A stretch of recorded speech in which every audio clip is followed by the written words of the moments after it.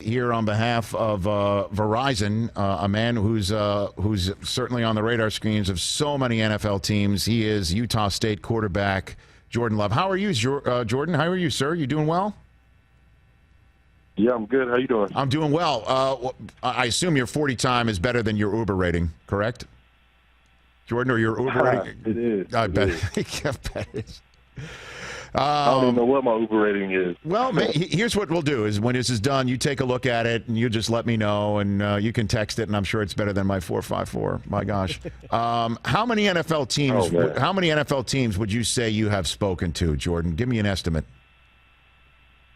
I mean, with the Senior Bowl and the Combine, I'd say I almost talked to everybody. But in this last month, I'd say I probably talked to about 10 teams. So what have you been asked about the most? What do you think is the most common question you have been asked that might give people a window into your evaluation by NFL scouts? Yeah, so for me, the question I get asked a lot is there's a lot about this last season. My numbers were a little different than the 2018 season, throwing 17 interceptions. So that's definitely a question. They want to find out why that happened. What's your answer? Going on? They just want to find out what my mindset was. What was that? What's your answer to that? I don't know. My answer is, I'm just trying to do too much out there on the field. Trying to force some balls that, didn't need to be thrown, and trying to make, every play when we didn't need it. That's the reason for that. Yeah, I mean, it's.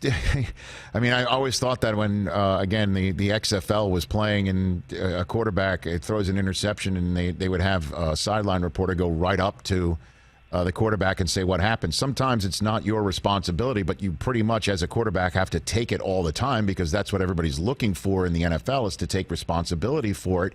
But that said, I mean, what do you think you have to tell evaluators that you've worked on that front? Oh, I mean, it's huge just on decision making, being able to learn from those mistakes I made, and just being able to watch film and understand why I threw those picks, and how I can change that in the future. How does a Southern California kid wind up in Utah State, Jordan? Yeah, I mean, when that's your only FBS offer, you got to go where you got to go. So, ended up going to Utah and enjoyed it out there. So that was the only school that offered you. Is that what you're saying? The only one. Yeah, I had some smaller schools, Eastern Washington, Sacramento State, schools like that. But then, Utah State was the only FBS one to offer. Does that put a chip on your shoulder? Oh, yeah, definitely put a chip on my shoulder. Coming out of high school, being a little under-recruited, and making my way out there, definitely put a chip on my shoulder. What do you say when you hear comparisons to Patrick Mahomes, the ones that I hear, Jordan? Oh, I mean, that's a huge comparison. I'm not even saying I'm worthy of that comparison at all.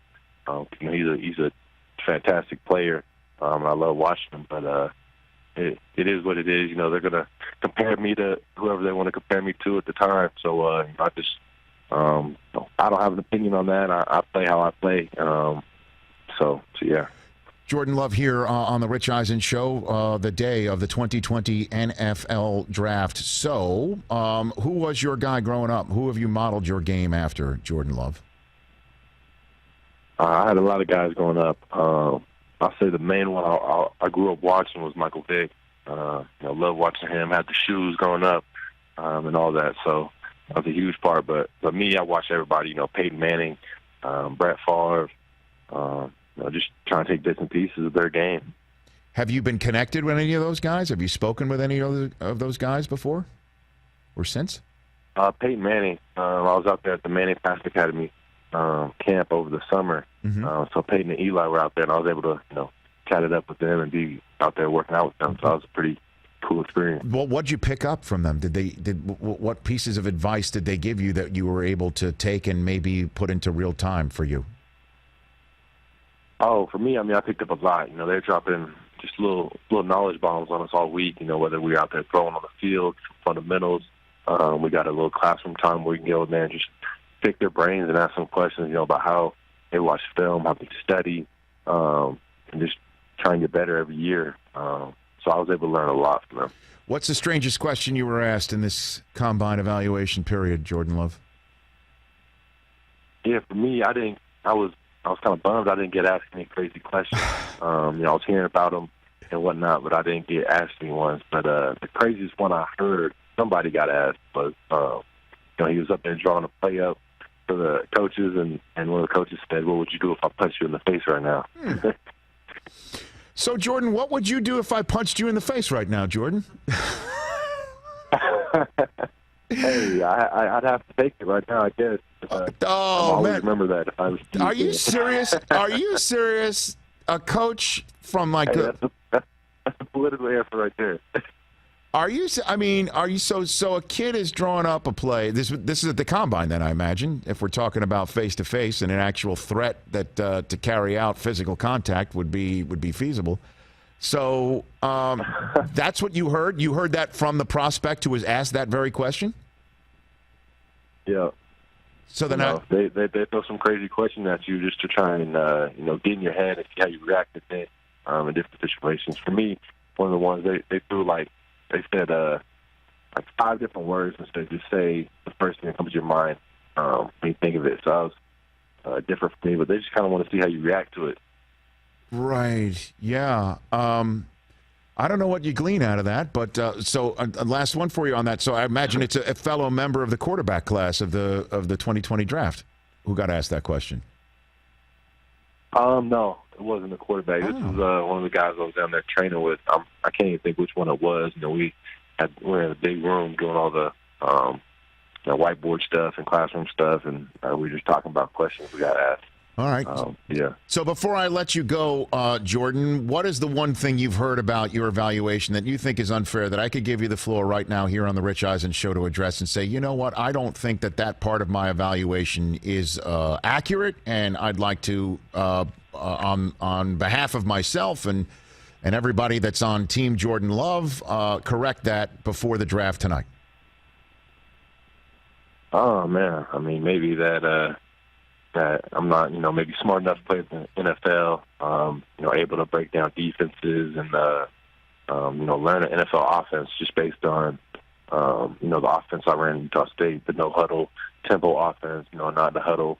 So I guess that'd be it for me. But, just, letting people understand that, I'm a quarterback. I play this position, and, I'm smart enough to be able to understand the offense and break down defenses just like the rest of them. So.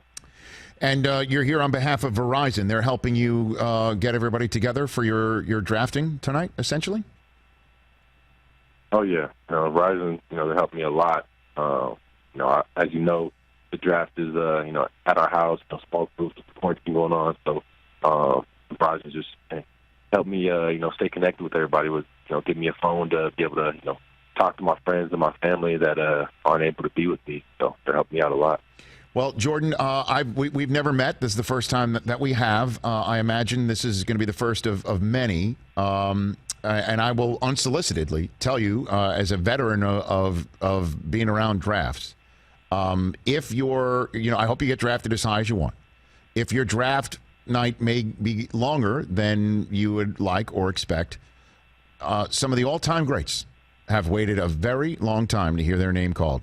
And last year's MVP of the league, somebody traded up and snagged him in the very end of the first round. So, if your night is a little longer than you'd expect or want it to be, just take heart. You are not the first, and there are many before you that have done great things. I'll just throw that out. Yes, sir. I know that. I'm ready for it. Okay, Jordan. We'll chat soon, okay? All right. Thank you. You bet. That's Jordan Love on behalf of Verizon from Utah State here on the Rich Eisen Show on the draft night.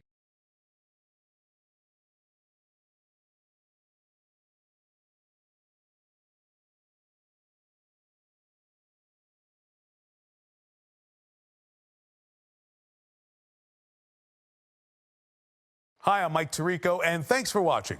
Make sure to hit subscribe for the latest news and highlights from NBC Sports.